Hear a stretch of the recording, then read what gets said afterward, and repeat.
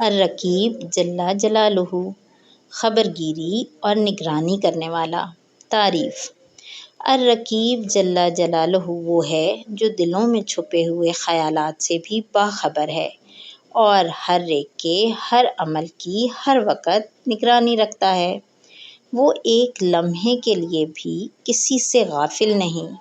وہ مخلوقات کی تمام چھوٹی بڑی مصیبتوں سے حفاظت کرتا ہے۔ تشریح: یہ مبارک نام قرآن کریم میں 3 مرتبہ آیا ہے۔ جب اللہ تعالیٰ ہمارے ہر کام کی نگرانی رکھتے ہیں تو ایسے کام جن میں اس کی نافرمانی ہو ان کاموں کو کرنے سے ڈرنا چاہیے، تنہائی میں بھی اور دوستوں کی محفل میں بھی۔